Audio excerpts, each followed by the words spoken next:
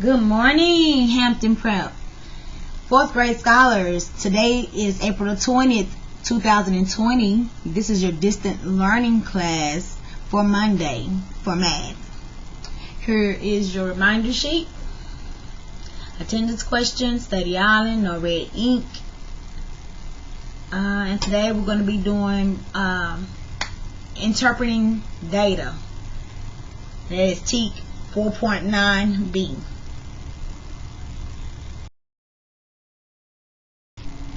Here's your fun fact for today. Hey Fred, thanks for watching. And make sure you hit the subscribe button and the thumbs up for more videos just like this. Let's go. Hey Mal, I need your help. Good afternoon, Frankie. How may I help you? I need to come up with facts about frogs for kids. Frogs are very amazing, Frankie. And I do have some very interesting facts for children about frogs. Like what, Mal? Well, the first fact I see in my database is pretty interesting on how frogs eat. That is because when a frog eats, they need their eyes. Mal, do you mean their mouth? No, Frankie, I do mean their eyes. That is because when a frog begins to swallow its prey, it blinks to push its eyeballs down on top of their mouth. That helps push the food down. That is a lot of work to swallow. Yes, it is. Next, for fact number 2, is that although frogs need water, they do not drink water like humans. Frogs can absorb, meaning they can take in water through their skin. So if I see a cartoon with a frog drinking from a cup, then that would not be correct? That would not be correct, Frankie. But fact number 3 deals with a frog's skin as well. A frog sheds its skin about once a week, and they don't leave their old skin to waste. After pulling the old skin off, frogs then eat that dead skin. Gross. That is nasty. Yes, that does not sound like a yummy treat, but fact number 4 is not about being gross, but being in a group. For example, a group of lions would be called a pride, or a group of wolves would be called a pack. When talking about a group of frogs, they may be called an army, a colony, or a knot. I did not know that. Well, now you know. Also, Frankie, my final fact for number 5 is scary for humans. That is because there is a frog called a golden poison dart frog that has toxin in their body that can actually kill a human. Wow, that is pretty scary, Mal. I know, Frankie. So that is my top 5 frog facts for kids. And I hope you had fun learning with FRESBERG cartoon.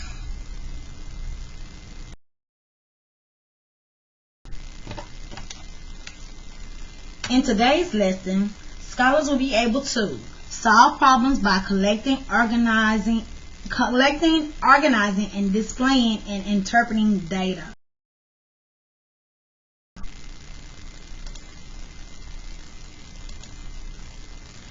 Scholars is expected to solve 1- and 2-step problems using data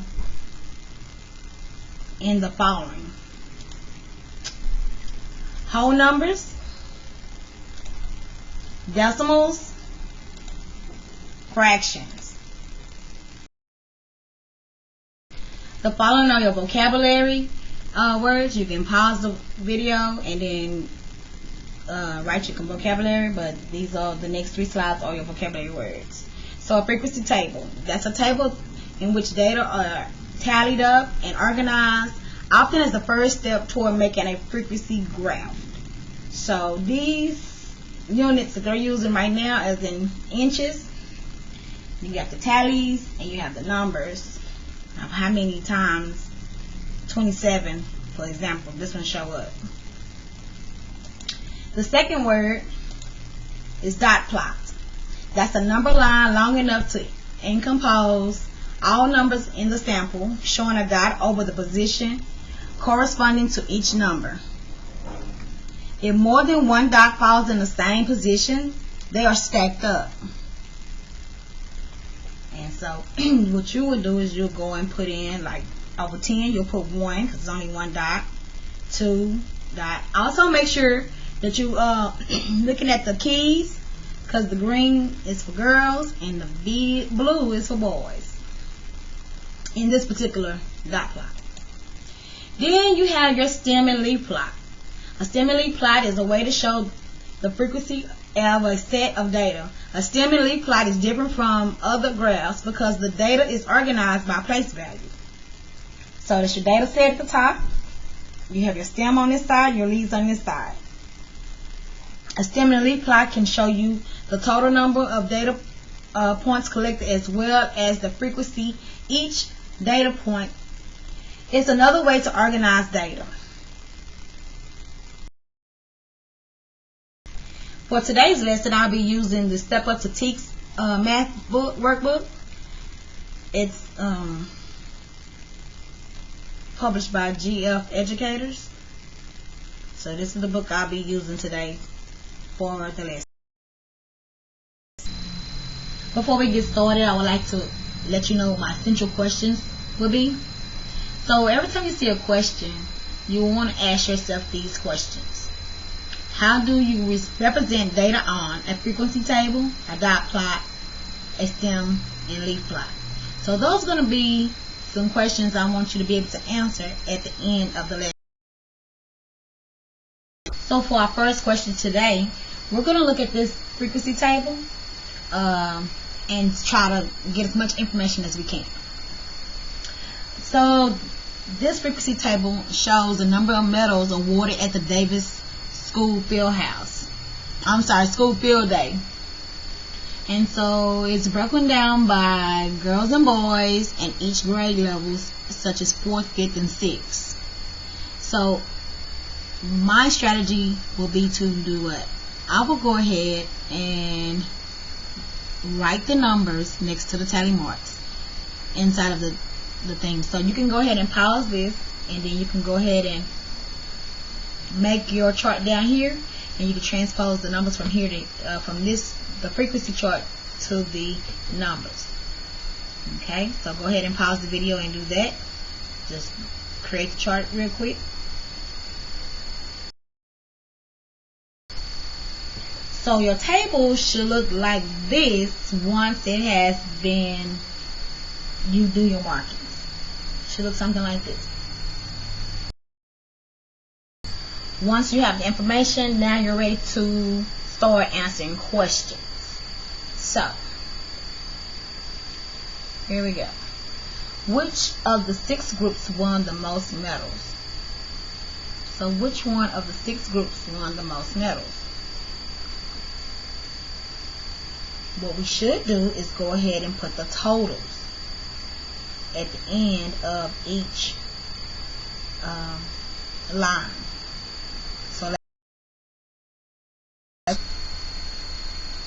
Okay, so now that we know the total of each medal that the 4th grade boys won, the 4th grade girls won, and so on, we also know the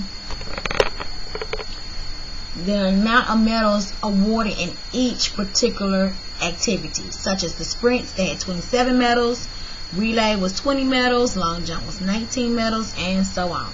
So now we're able and should be confident enough to answer the questions below. So let's just go ahead and try. Which of the 6 groups won the most medals? So which of the 6 groups won the most medals? So you're talking about the actually out of the categories over here. So you go over here and you find the one with the most, and that would be 23. So you go back over, and that was 5th grade boys. So the answer is 5th grade boys. And which of these 3 classes were probably the most athletic? So you go and find out which 3 classes had the most medals. So we already know that 5th grade boys is going to be 1. 5th boys.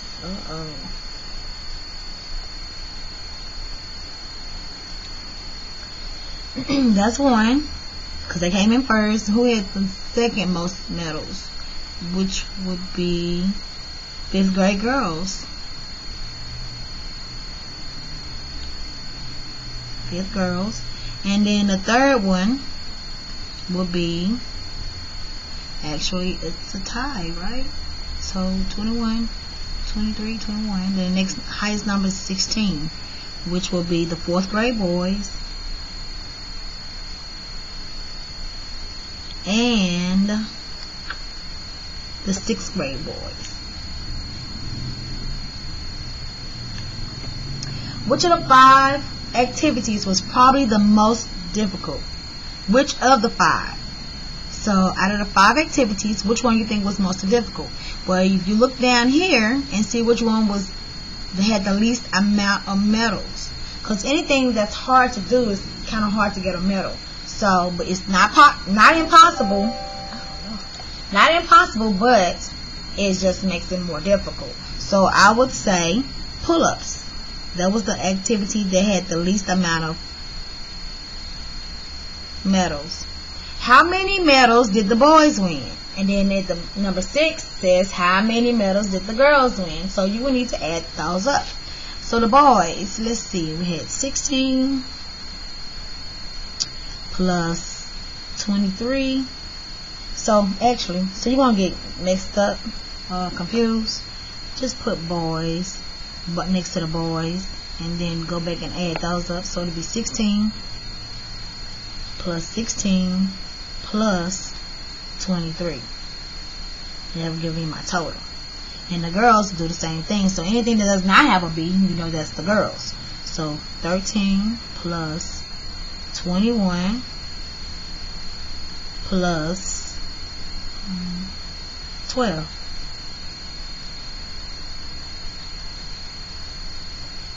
Will give us a total for how many girls won. So the boys had 55 wins and the girls had 46. So who's the most athletic in this group? We would say it would be the boys because they had 55 wins. Now how many more wins did they have than girls? That's a question you can ask yourself. That's something else you can analyze the data with. Hopefully this all can be seen. Alright, we're going to go to the second question and break that down. Okay, so here is the next data chart that we're going to use, and this is a dot plot. So I want you to go ahead and pause the video, and I want you to go ahead and do your strategies first. Then go ahead and answer the first 3 questions. And, well, actually this is just 3 questions. Go ahead and answer those, and then we'll come back and we'll talk about it.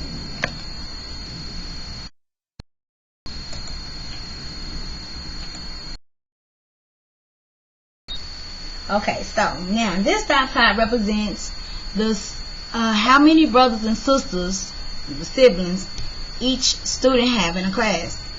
The dot plot shows below. It shows the results below. So, for how many students doesn't have any siblings? How many? So we have 4 students that doesn't have any siblings. They have 0. Then we have how many students have only 1 sibling? We have 5. How many students do we have that only have 2 siblings? 8. And so on and so on. So now we have that, we're ready to answer questions. How many of the students have 6 siblings?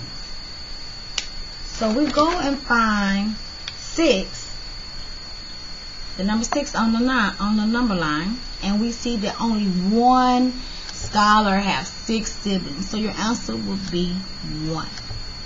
How many students have no siblings? So we go to 0, because that means they have no siblings, and we have 4. How many students have 3 or more siblings?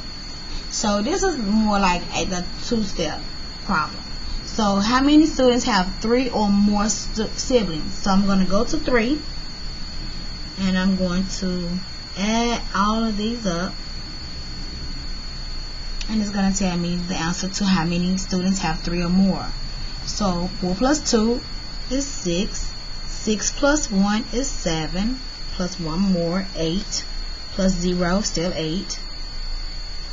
Plus 1 more is 9. Plus 0 is still 9. Plus 1 more is 10. So How many students have 3 or more siblings? And the answer is 10 students. Okay? Get ready for your next problem. So the next problem states, Rob Bowlen's score are shown in the stem and leaf plot. Rob Bowlen's score. So we know that 13, 14, and 15 is our stems, and then we have some numbers over here that are leaves. And so now we have to figure out the key. So 13 with a line and a 5 on the other side of the line means 135. 135. So the 13, the 1 is in the hundreds place, the 3 is in the tens place, and the 5 is in the ones place. So remember, these are your ones, and these are your ones are represented on this side, ones place. And this is your hundreds and tens.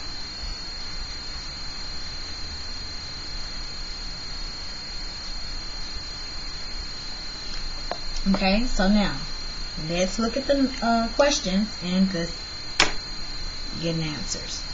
Get our answers. Okay, so the first one says, how many total games were played? How many total games were played? So 130 is one game. 135 is another game. He made another 135 on the third game and 138 on the fourth game. So how many games were played? Let's just add them up and see. So here we have 4. 1, 2, 3, 4, 5, 6, 7. 1, 2, 3, 4. So what do we have to do? We will have to add 4 plus 4 plus 7 equals.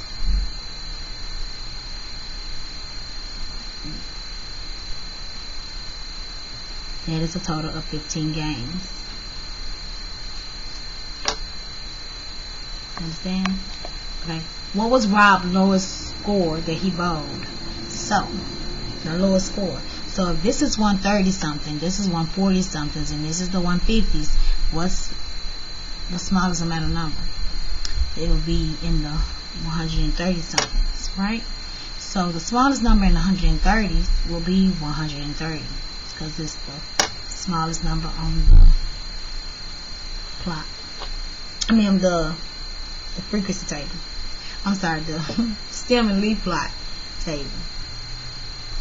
Okay, so what was his highest that he bowled? So you go down here to the 150s, because 150 is greater than 140 and 130. And then you will go and look and see what was his highest score. 151? Or was it 156? Or was it 159? Right. The answer is 159. Okay. I hope you're getting it. If not, alright, this is an extra practice question. The students in the math classes were asked how many brothers and sisters they each have. The dot plots are shown. The dot plot here shows the results. So I want you to create this dot plot on your notes. I want you to answer the questions, and I want you to practice. So the first question is, how many of the students have 6 siblings? The second question is, how many of the students have no siblings? And then the third question, how many students have 3 or more siblings? I need you to think mathematically. I want you to know, find out what information is critical to answer this question. Also, how did you decide what operations to use to solve the problems? And then what data is needed to solve these problems?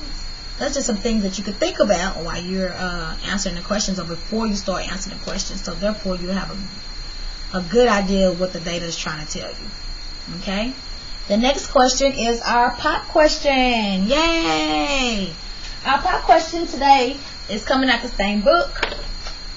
Please pause it and resume the video as needed. And then send me your pop question inside of a message on Class Dojo, or you can put it up in your portfolios. It's whatever is easy for you. So let's go on to the pop question.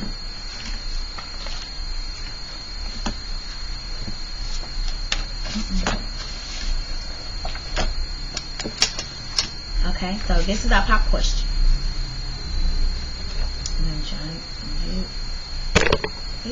Sorry. Alright. I'm going to read it for you. Apple Valley Middle School has a snack table after school, which raises money for school projects. This tally sheet illustrates their sales for one afternoon. So on apples, they sold 2. And this is also for Thursday. I don't know if you can see that or not, but it's for Thursday. Okay. So juice, sodas, candy bars, chips, peanuts, raisins, and candy jellies. I think that's jelly beans maybe, or some type of sour, what do they call fruit snacks? Yeah. So, matter of fact, if you would like to have a snack table at the end of the school day of next year, why don't you go ahead and let me know? Send me a message or some kind of way. Let me know. Get your vote in. I want to know. I want to know the vote. So, the snack tables. And then I see and talk to somebody and see if we can get it done, if enough people agree to it. But anyway, that's just a side note. Alright. The questions for your pop question. Which products was the best seller? Which 2 products was the least popular? Meaning they didn't have that much. And then the last question. Oh, I'm sorry, not the last question. Actually, let me look it up. Alright. So, which 2 products were the least? Number 3 is that the students mainly buy healthy snacks or sweets. Number 4, how many snacks were sold altogether? And number 5, if every snack sold for 50 cents, how much money was collected? So, this is your pop question. Don't forget to answer your pop question and send it to me. And it's 5 different answers. Okay? I'm going to show the chart one more time. Remember, you can always pause the video. That's the advantage of doing it at home. Okay? I look forward to your answers, and may you have a wonderful, magnificent Monday. Ta-ta for now.